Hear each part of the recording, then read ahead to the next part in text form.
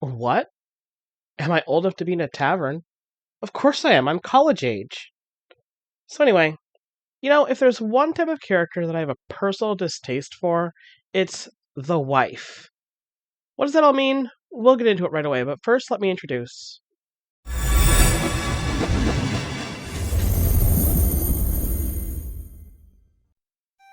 Ashley Campbell, Element Earth, Zodiac Cancer, June 22nd, Blood type AB, and Sheila Campbell, Element Spirit, Zodiac Leo, Blood type AB.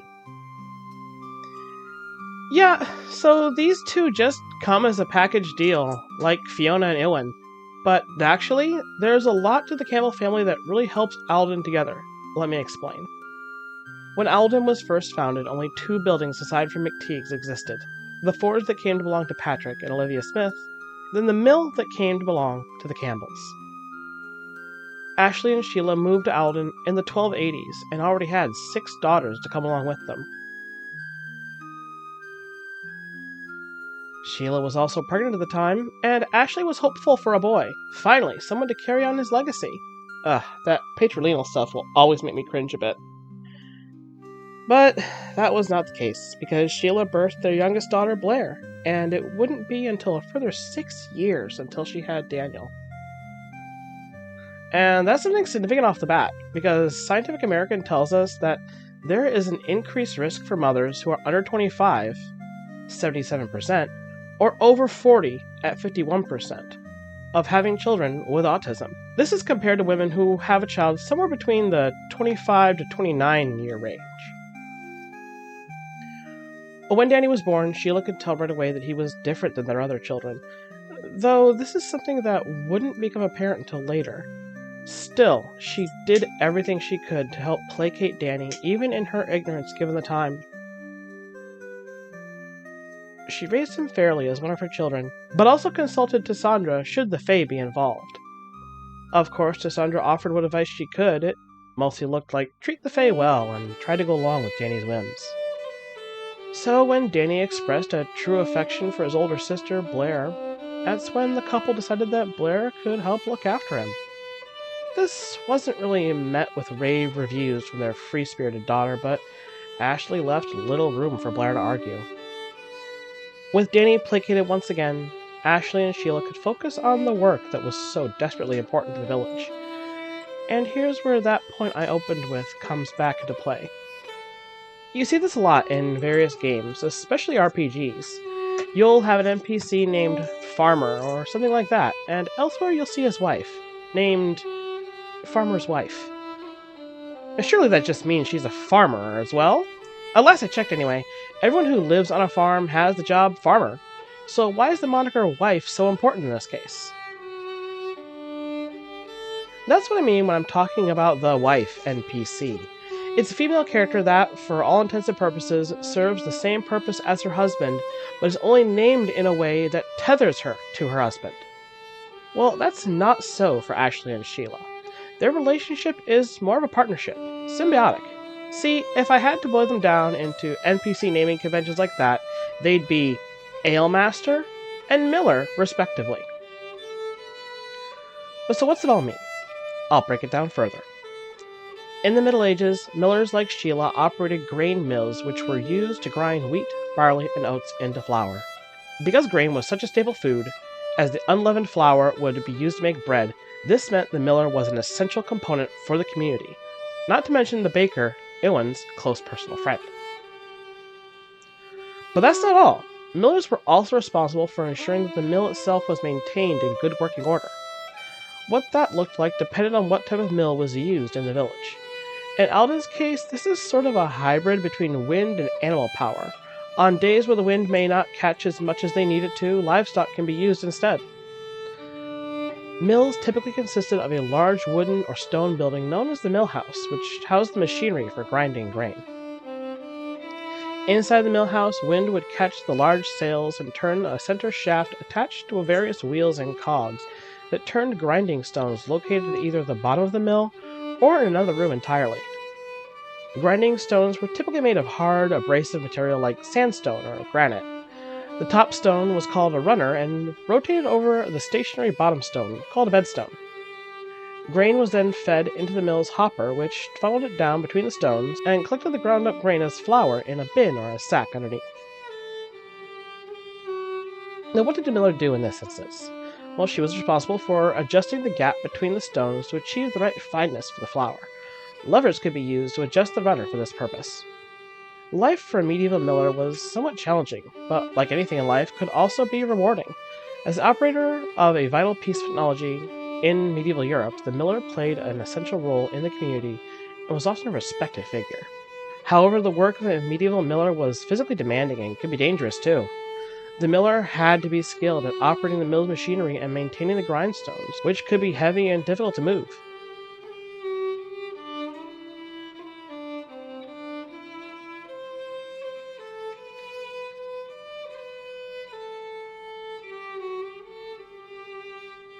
They also had to be able to handle the sacks of grain, which could weigh hundreds of pounds. The miller had to work long hours, often from dawn until dusk, to keep the mill running smoothly. They had to be on call at all times, as local farmers would bring their grain to the mill as needed. This meant the miller's workday was often unpredictable and could be interrupted at any time. Now you know why Blair being able to watch over Danny was so important.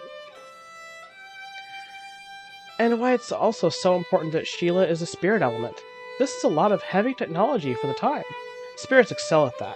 No doubt she has some kind of way to move those enormously heavy sacks of grain without having to get Ashley involved.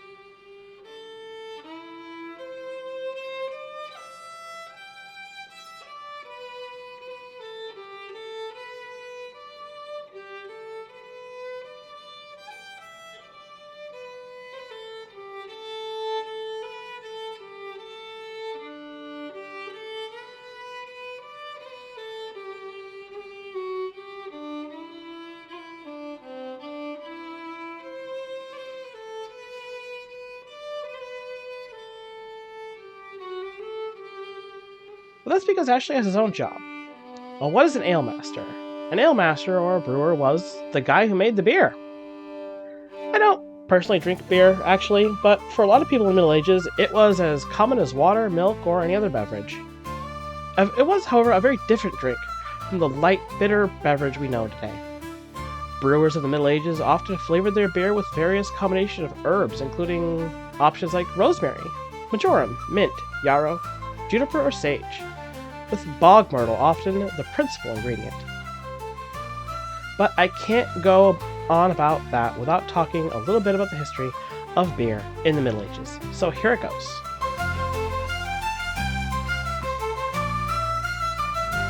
Until 1200, beer brewing in Europe was largely a small-scale affair.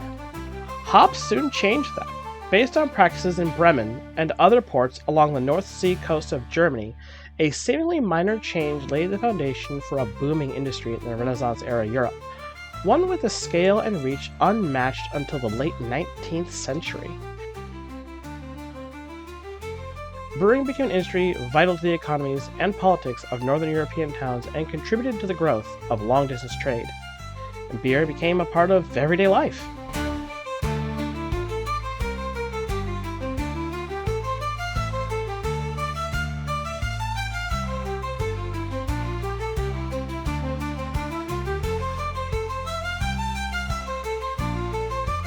In early medieval Europe, brewing was very much a family business. Up to the 12th century, it was something people did at home in the countryside where most of them lived. Women would make bread, and if there had to be some extra grain, they might make beer with it. Drinkers had to down it soon after being made, since there was a good chance the beer would go bad. In more prosperous households, if the lady of the house made more beer than the family could drink, then the surplus would be sold to neighbors. All this began to change when towns started to grow around the year 1000. Since residents often lived in smaller spaces without the room or facilities to make beer, specialist brewers began to appear and make their livings by selling the beer they could produce. Also, yes, we may have mentioned this before. In fact, I know we did, back when we were talking about witches. Mostly the Middle Ages relied on alewives to make things like ale, and this was a point of contention where women could be tried as witches just for being alewives. This was usually because the church didn't like women having any profession at all, so it's kind of peculiar for the time, with Ashley being a brewer or an ale master, and Sheila as the miller. They're kinda gender switched in ways? Interesting. But people had known about hops for centuries, and some monastic breweries had even used them in beer in the early Middle Ages. The success of North German brewers, however, depended on using just the right amount of it. Enough for the oils in the cones to inhibit the growth of acids and other beer-spoiling chemicals, but not so much as to put off drinkers who were used to sweeter beers. Hopped beer lasted longer, so it could be stored and sold weeks or even months later. Prior to the advent of hops, it was hard to make beer in the summer when demand was high, since the warm days increased chances of spoilage. Hops made the beer more durable, so that if brewed in March, it could still be drinkable in June or July.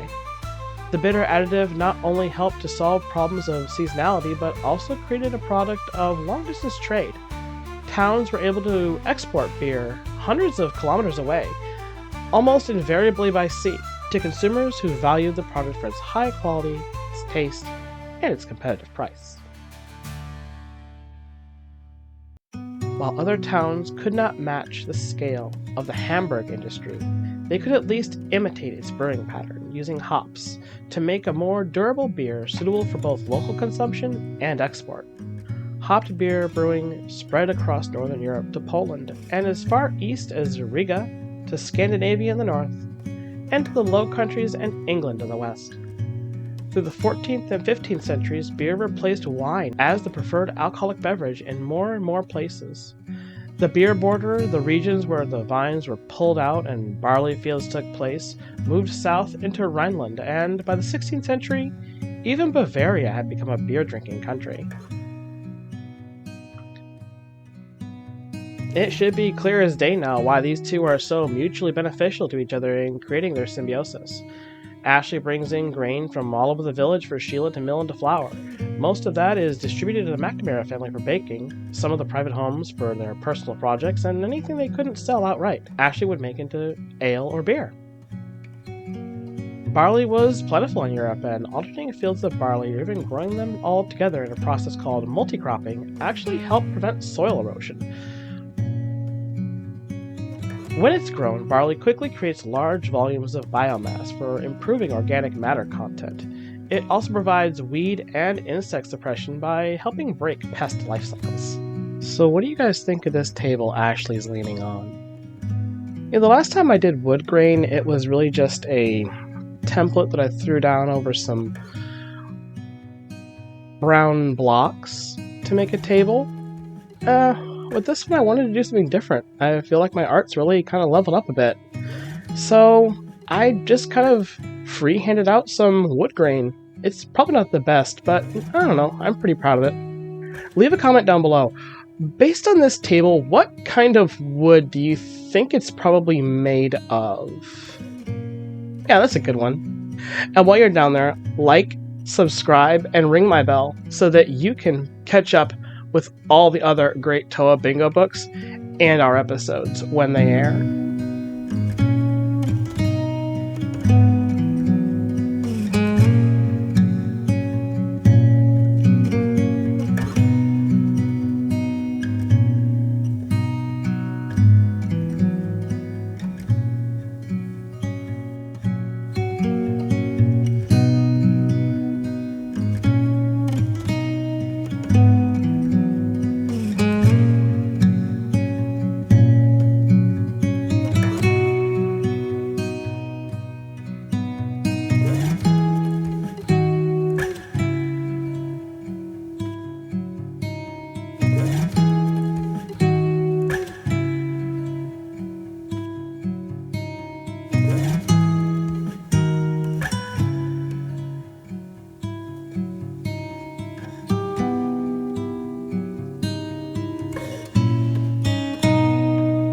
Now, there's also a really fun aspect to these characters that I can't get away without mentioning, since this might be my only real chance.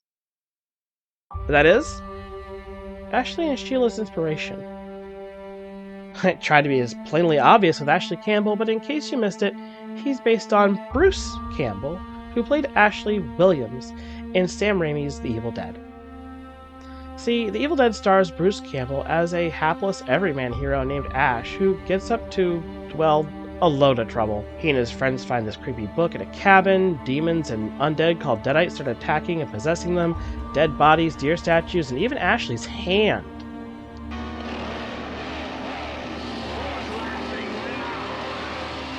Well, that's one way to take care of that. In the third installment, Army of Darkness, Ash is flung from a portal in time and winds up in the Middle Ages. And now, this is why we couldn't resist adding in this reference. Because while it doesn't explicitly say that the person Ash is questing for at the time isn't King Arthur, I mean, his name is Arthur. He might be a lord, and his wise man's name might not be Merlin, but it's pretty clear who it's meant to be referencing. And I mean, come on, he's canonically in the year 1300 CE when he goes back in time. Now, after I say all that, does the name Sheila sound familiar? Okay, so if you haven't seen it, while in the Middle Ages, Ash meets and falls in love with a woman named Sheila, who's played by Embeth Davidtz.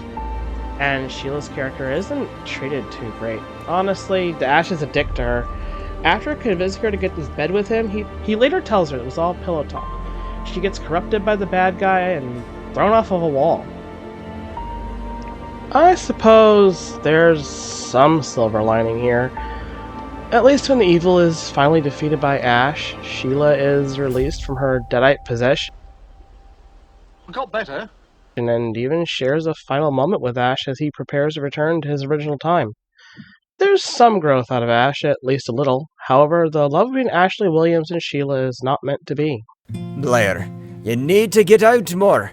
Start in the spring. Why don't I take you out with me? We can use the time together.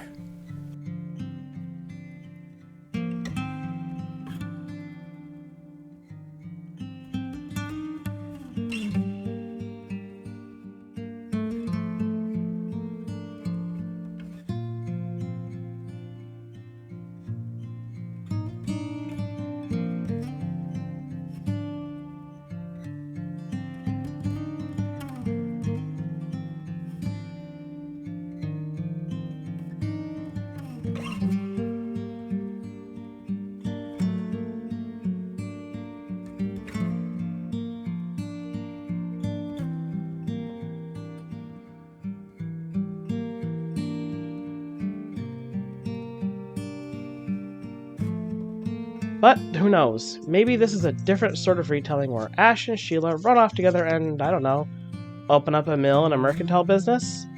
That'd be pretty groovy. So long as there's no Necronomicon to... Klaatu Barada Nikto? Hey, I didn't ever think of this before, but there's a Timothy Patrick Quill who played the blacksmith in this movie, too. Huh. Total coincidence on that one, promise. Art for this week was by Shellac on Fiverr. I'll put a link to their business down in the description so you can commission a great artwork like this from him personally. His realistic pieces are just the best, and it really helps bring our story to life. Art for this channel wouldn't even be possible, however, without the help of our patrons. Monetization on YouTube is not enough to keep us going, so please follow the Patreon link down in the description to help Tales of Atonement keep going long term. We have a lot left to do and a big story to tell, and we simply can't do it without your help. Besides, there's a ton of extras only available on Patreon that won't be available for months on YouTube, if ever. Some of our great patrons include Pammy Poo, Shadow Fox, Arya Gamari, Charles Tam, Jace Moreland, and Lunder Lumen. Thank you all for watching and supporting our story.